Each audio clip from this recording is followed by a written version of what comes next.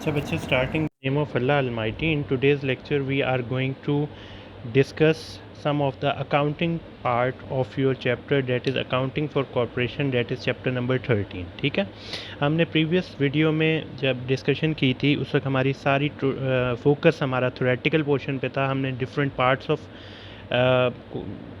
Stock की बात की थी, उसके बाद हमने उसकी कॉरपोरेशन के करेक्टरिस्टिक्स की बात की थी, कंपैरिजन किया था पार्टनरशिप का, सोल प्रोप्राइटरशिप का और कॉरपोरेशन का। In today's video we are going to move towards the accounting side, यानी अकाउंटिंग एंट्रीज़ की जब हम बात करेंगे तो कॉरपोरेशन में हमने अकाउंटिंग एंट्रीज़ कौन सी पास करनी है।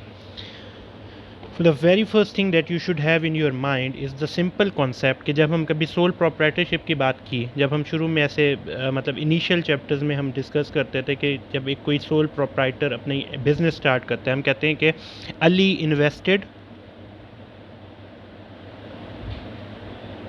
30,000 कैश। ठीक है, हम एक एग्जांपल ले रहे हैं कि अली ने 30,000 कैश इन द बिजनेस।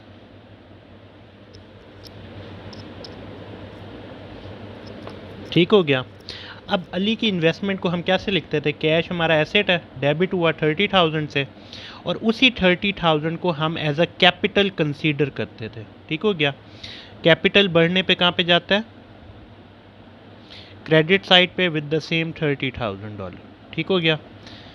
यही कॉन्सेप्ट लेके जाना है कि उस वक्त क्या है, सोल प्रोप्राइटरशिप या सोल प्रोप्राइटर पैसे इन्वेस्ट कर रहा है। अब हमारे कोई पैसे इन्वेस्टमेंट नहीं हो रही। What ever the investment a person will perform in the corporation, that investment will be in the form of shares, shares की फॉर्म में होगा।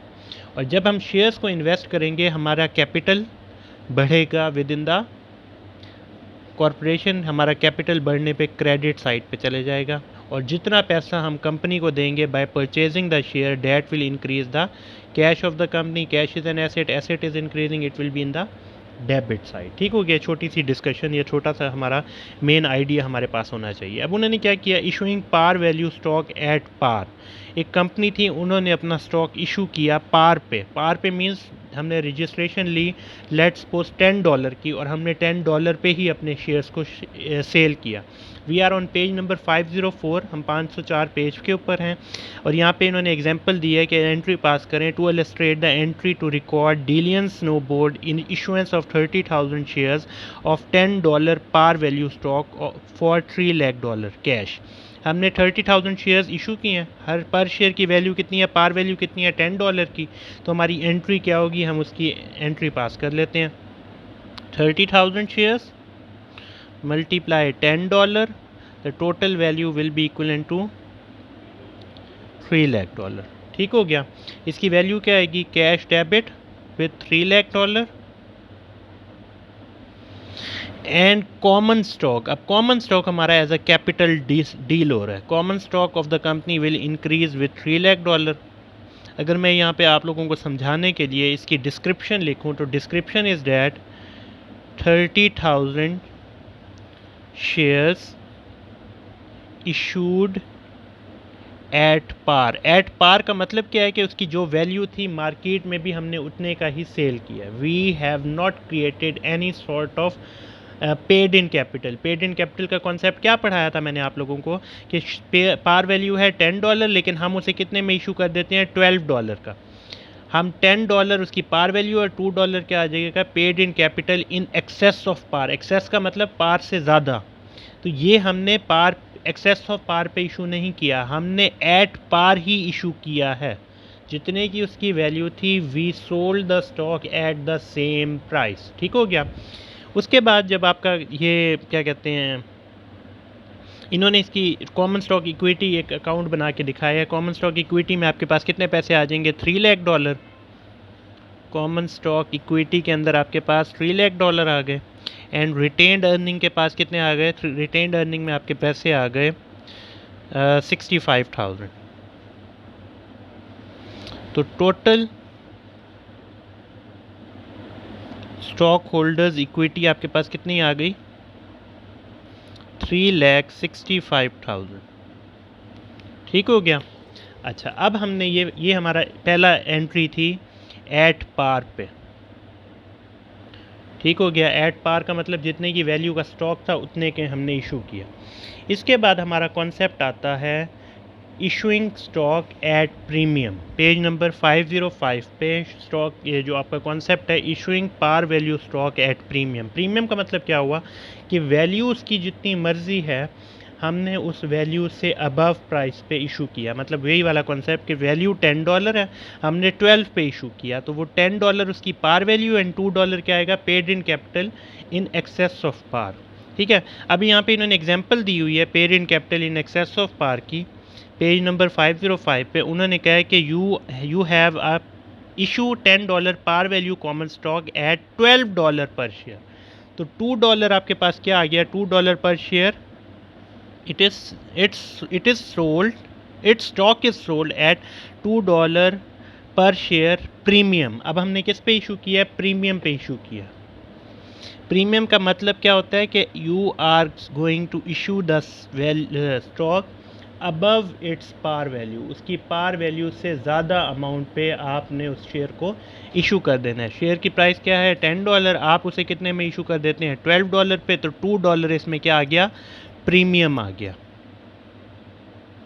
ठीक है, अब प्रीमियम हमारे लिए क्या जनरेट करता है, हमारे लिए जनरेट करता है paid in capital in excess of par. Premium हमारे लिए paid in capital in excess of par generate करते हैं and that thing will become the part of your common stock equity. ये चीज़ हमारे कॉमन स्टॉक इक्विटी का क्या बन जाती है, पार्ट बन जाती है। ठीक हो गया। अब इन्होंने क्या किया है, उन्होंने कहा है कि वी हैव इशू 30,000 शेयर्स। अब यहाँ पे इसकी वैल्यू, इसका ज़रा एंट्री पास करते हैं। हमने 30,000 शेयर्स को इशू किया एट $12।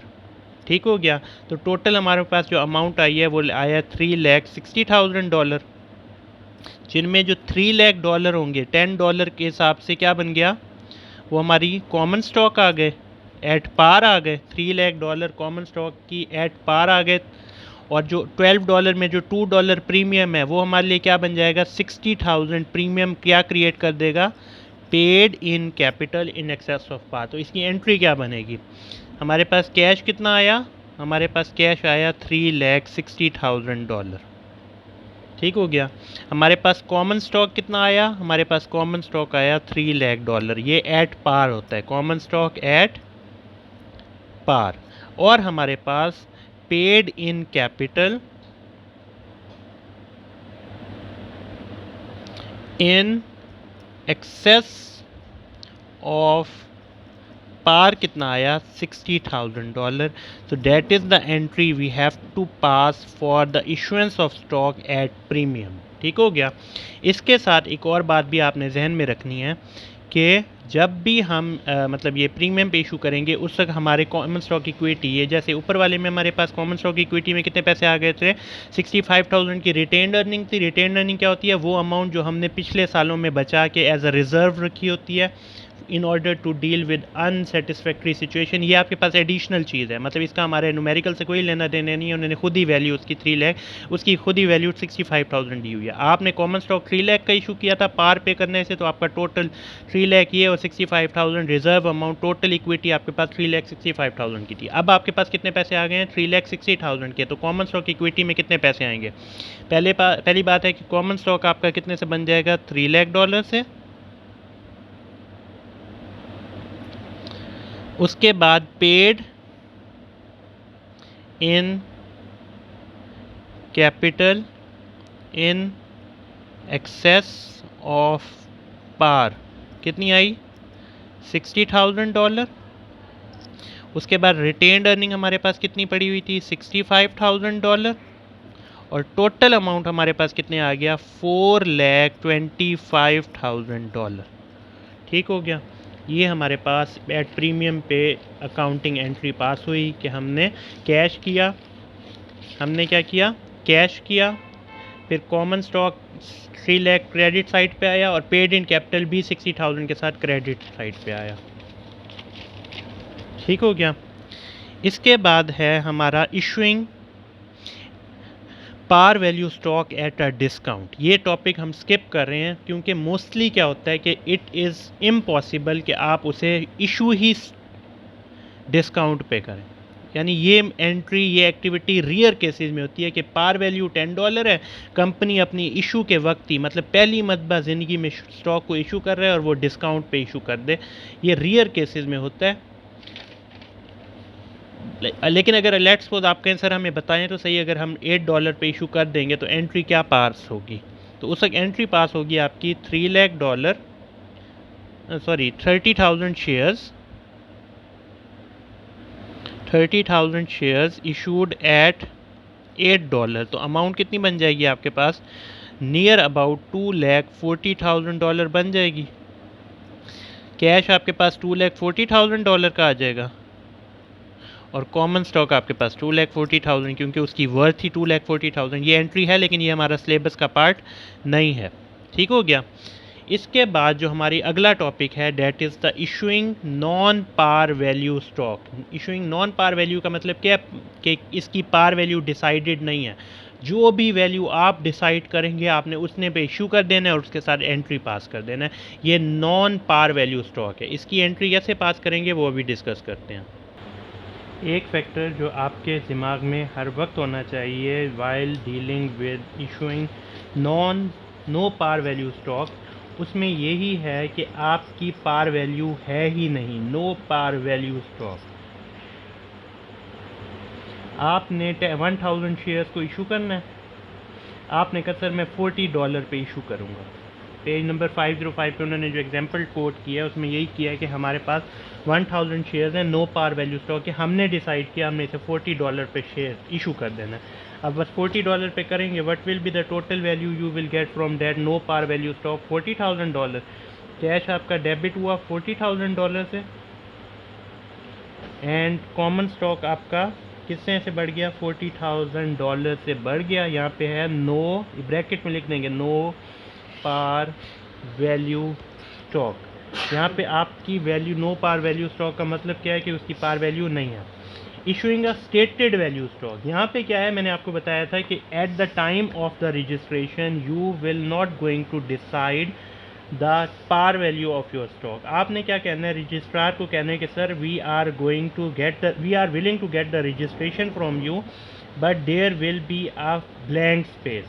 यहाँ पे ब्लैंक स्पेस है, इसमें हम जो भी वैल्यू स्टेट करेंगे at the time of sale, जो भी वैल्यू हम स्टेट करेंगे at the time of sale, बस हम उसी वैल्यू पे इशू कर देंगे। तो यहाँ पे क्या है, stated value stock. Stated value का मतलब क्या है कि आप अपनी मर्ज़ी से हर कस्टमर को देख के डिसाइड करेंगे कि ये कस्टमर इतने की इस्तात रखता है, हम इसको इतने पे ये इशू कर सकते हैं। ठीक है, issuing a stated value stock. अब उन्होंने क्या किया है कि हमारे पास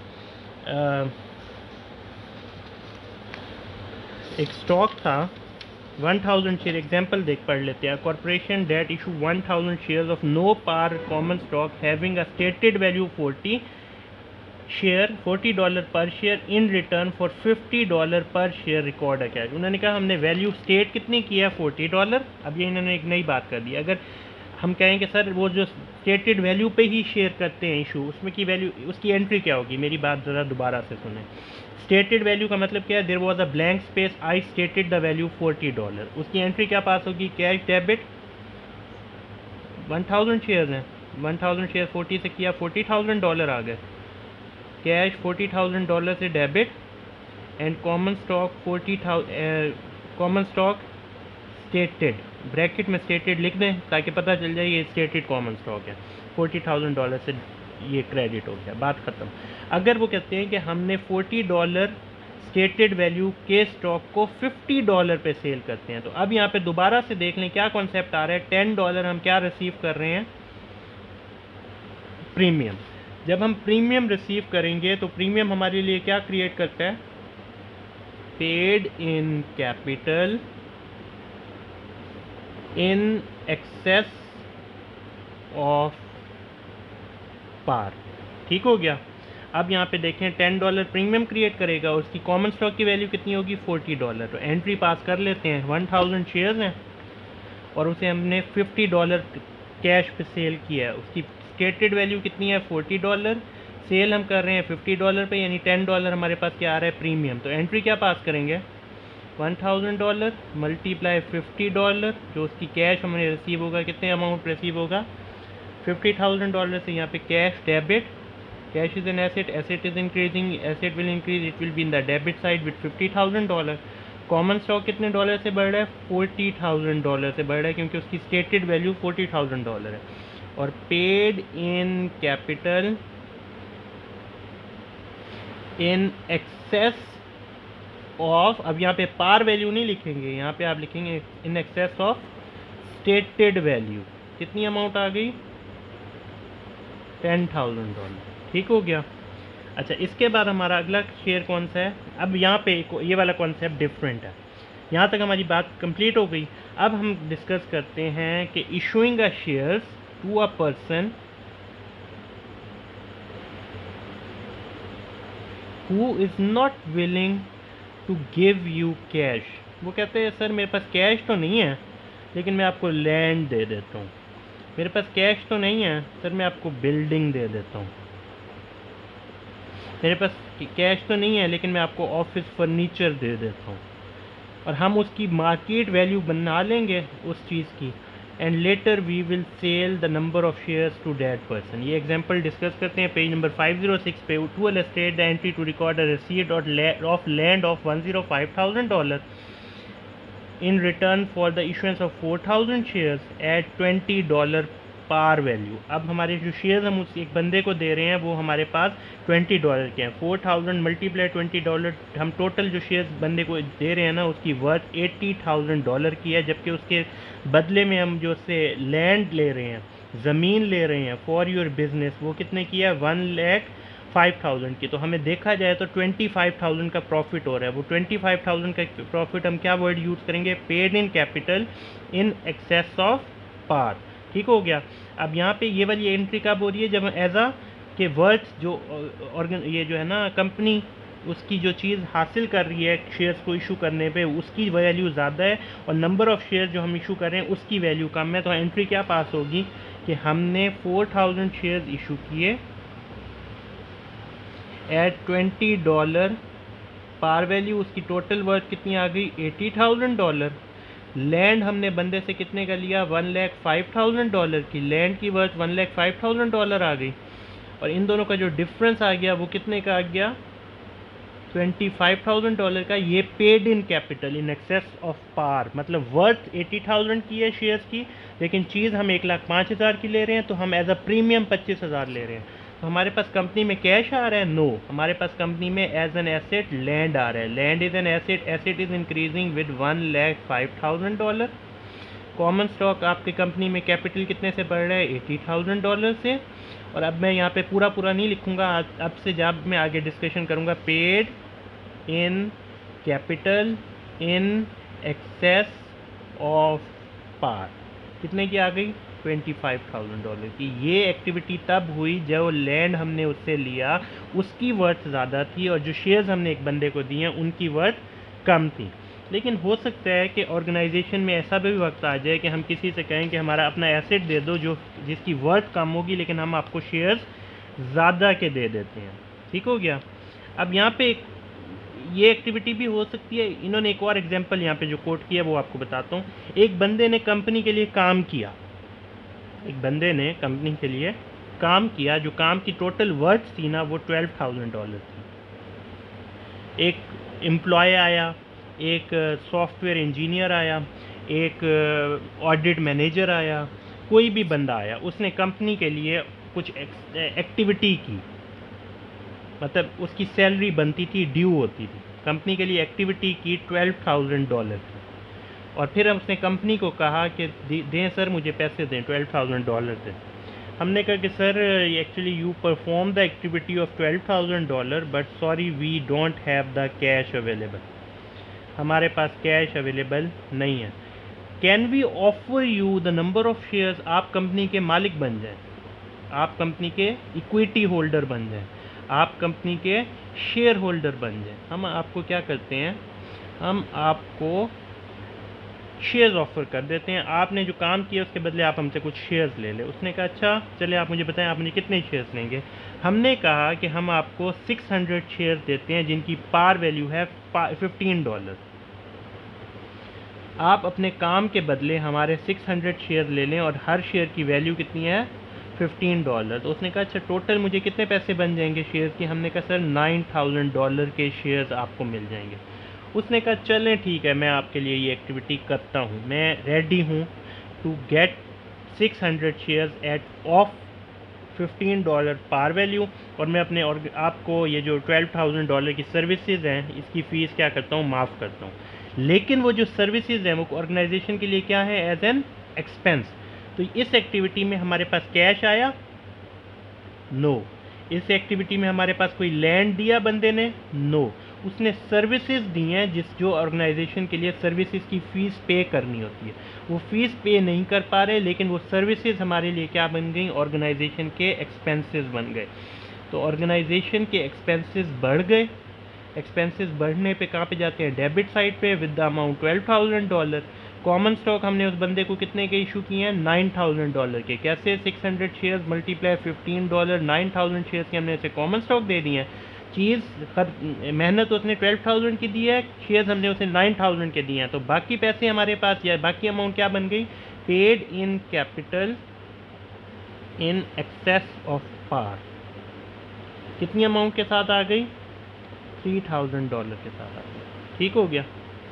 इसके बाद ये हमारी एक्टिविटी यहाँ पे कंप्लीट हो गई है। ये हमारे पास जो एग्जांपल्स थी तमाम की तमाम examples for your issuance of share हमने डिस्कस कर लिए हैं। अब हम आ रहे हैं नेक्स्ट टॉपिक के ऊपर, that is the concept of cash dividend.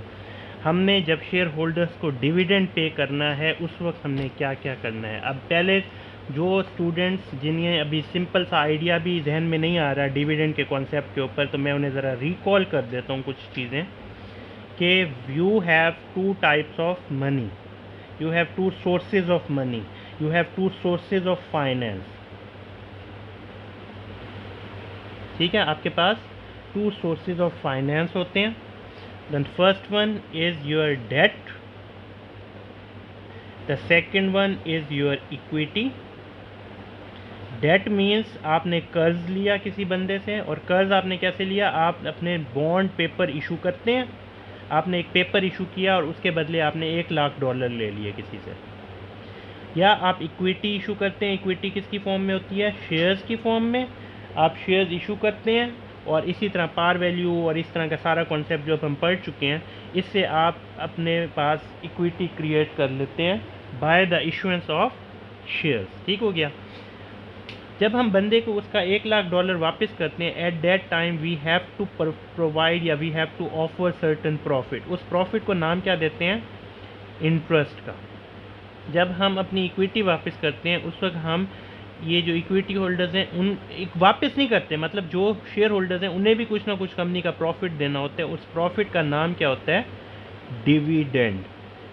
Profit on your bonds will be interest, profit on your equity या शेयर्स विल बी डिविडेंड। यानी साल के आखिर में जो भी आपके कंपनी के शेयर होल्डर हैं हम उन्हें कहते हैं कि सर आपने एक साल हमारे शेयर को परचेज़ करके रखा हुआ था, उसके बदले हम आपको कुछ ना कुछ कंपनी का प्रॉफिट पे करने के लिए विलिंग हैं।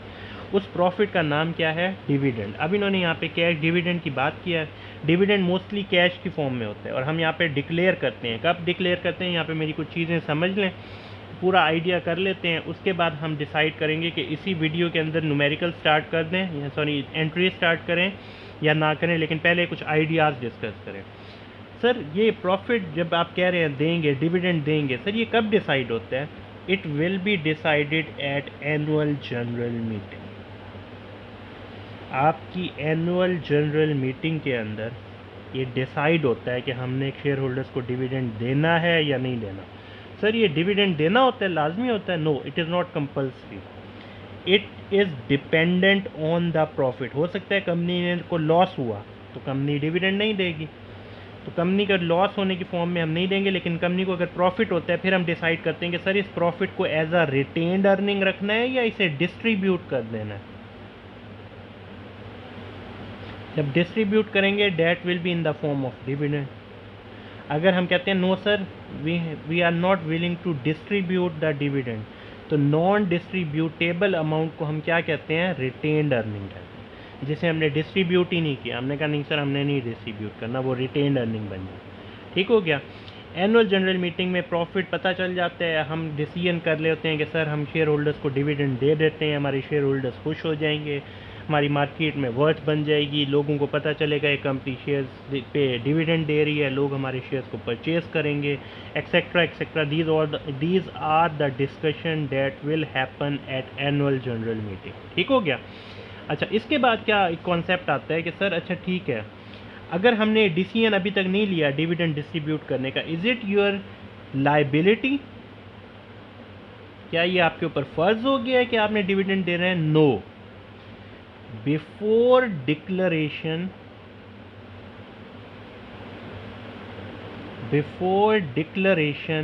Dividend is not your liability. Before declaration dividend is not your liability, आपकी लाइबिलिटी नहीं है। बट आफ्टर डिक्लेरेशन, यानी मैंने एनुअल जनरल मीटिंग में शेयर होल्डर्स को अनाउंसमेंट कर दिया कि मैं डिविडेंड दूंगा, after that announcement it will become your liability, ये आपकी जिम्मेदारी बन जाएगी, आपको देना पड़ेगा। ठीक हो गया। अच्छा, एक और बात आपने याद रखनी है, वो छोटी सी बात ये है कि सर जब हम उसे डिक्लेयर कर देंगे तब वो क्या उसे उसका नाम क्या देंगे, उस वक्त उसे नाम देंगे पेएबल का। पेएबल हमारी लाइबिलिटी है, लाइबिलिटी बढ़ने पे कहाँ पे चली जाती है, आपकी क्रेडिट साइड पे चली जाती है। और जब सर हम उसे पे कर देंगे तब हमारी लाइबिलिटी कम हो जाएगी, लाइबिलिटी के कम होने पे वो डेबिट साइड पे चली जाती है। अभी आपको शायद बातें समझ नहीं आ रही, लेकिन जब हम इसकी न्यूमेरिकल डिस्कशन करेंगे या अकाउंट एंट्रीज के ऊपर डिस्कशन करेंगे उस वक्त आपको ये बात अच्छी तरह समझ आ जाएगी। अभी मैं सिर्फ इसे ज़रा सा यहाँ पे एक्टिविटी करता हूँ। अच्छा, यहाँ पे एक और बातें भी आपने याद रखनी है, वो पॉइंट आपके लिए बड़ा इम्पॉर्टेंट है समझने के लिए कि डेट ऑफ डिक्लेरेशन पे हमने डिविडेंड तो अनाउंस कर दिया, बताया कि सर आज डेट ऑफ डिक्लेरेशन थी 1 अप्रैल। ठीक है, हमने 1 अप्रैल को डिसीजन किया है कि जी सर हम डिविडेंड देंगे। किन लोगों को देंगे? वो लोग जो 5 अप्रैल को हमारी लिस्ट में होंगे। जो लोग 5 अप्रैल को हमारी लिस्ट में नाम आएगा ना कि ये हमारे कंपनी के शेयर होल्डर्स हैं, उनको हमने डिविडेंड। सर क्या मतलब नाम आएगा? मेरी ये छोटी सी बात समझें। जब कंपनी ने शेयर इशू किया था ना, वो अली को शेयर इशू किया था। ठीक है, अली ने कुछ दिनों बाद, अली को पैसों की ज़रूरत थी ना, हमने एक बात पढ़ी है ना इजीली ट्रांसफरेबल, ये हमने इसकी क्वालिटी या करेक्टरिस्टिक्स पढ़ी है। अली को पैसों की ज़रूरत थी, अली ने कंपनी के अंदर तो रजिस्ट्रेशन ले ली थी, कंपनी के अंदर रजिस्टर्ड किसके नाम पे है? अली के नाम पे है। लेकिन अली ने वो शेयर्स किसे सेल कर दिए थे? सुहेल को सेल कर दिए। सुहेल ने कुछ दिन शेयर्स को अपने पास रखा, फिर कुछ दिन बाद शेयर की वैल्यू बढ़ी, मार्केट के अंदर स्टॉक एक्सचेंज में मार्केट की वैल्यू बढ़ गई शेयर की, सुहेल ने वो शेयर कर दिए, सेल कर दिए फराज को। अब असल में शेयर्स किसके पास हैं? फराज के पास है। असल में शेयर किसके होल्ड कौन कर रहे हैं शेयर्स को? फराज कर रहे हैं। फराज को मालूम हुआ कि कंपनी ने डेट ऑफ डिक्लेरेशन में इशू कर दिया है कि जी जिन लोगों के पास 5 अप्रैल तक कंपनी के पास रजिस्टर्ड नाम जिन जिन लोगों के आए हम उन्हें इशू करेंगे, हम उन्हें डिविडेंड देंगे। तो फराज को 5 दिन मिल गए कि वो कंपनी में अली का नाम कटवा दे और अपना नाम रजिस्टर करा दे। ये जो डेट ऑफ डिक्लेरेशन में डेट ऑफ रिकॉर्ड होती है ना, इसे कहते हैं डेट ऑफ रिकॉर्ड, कि जो कंपनी के रिकॉर्ड में आ गए 5 अप्रैल तक उन लोगों को हम शेयर्स इशू कर देंगे, उन लोगों को हम डिविडेंड दे देंगे। तो अली के बाद सुहेल के बाद फराज को पता चल गया 1 अप्रैल को कंपनी ने डिविडेंड डिक्लेयर कर दिया है। किन लोगों को देंगे? जो डेट ऑफ रिकॉर्ड 5 अप्रैल तक कंपनी के रिकॉर्ड में शो होंगे। तो फराज के पास 5 डेज़ हैं कि वो कंपनी के अंदर अपने शेयर्स को अली का नाम कटवा के अपने नाम से रजिस्टर्ड करा दे। इसके लिए फराज क्या करेगा? अपने ब्रोकर से कॉन्टैक्ट करेगा और ब्रोकर को कहेगा कि सर काइंडली ना आप मेरा नाम रजिस्टर करवाएं कंपनी में, क्योंकि 5 अप्रैल को मेरा नाम शो होना चाहिए कंपनी के पास, ताकि कंपनी जब शेयर्स को डिविडेंड को पेमेंट करेगी ना, डेट ऑफ पेमेंट पे, इसके बाद आती है date of payment, DOP, date of payment पे मेरा नाम शो हो रहा हो, और मेरे अकाउंट में जब आप मेरा नाम रजिस्टर कराएंगे तो मेरा अकाउंट नंबर कंपनी को दे दें, मैं कंपनी के अंदर अपना नाम रजिस्टर्ड होगा, मुझे डिविडेंड के पैसे मिल जाएंगे। ये सारी बात इस वीडियो का ये पार्ट 3 से 4 मरतबा आप देखें ताकि आपको मेरी बात सारी समझ आ जाए। Thank you so much. इंशाल्लाह अकाउंटिंग की एंट्रीज हम नेक्स्ट वीडियो में डिस्कस करते हैं। टिल देन अल्लाह हाफिज़।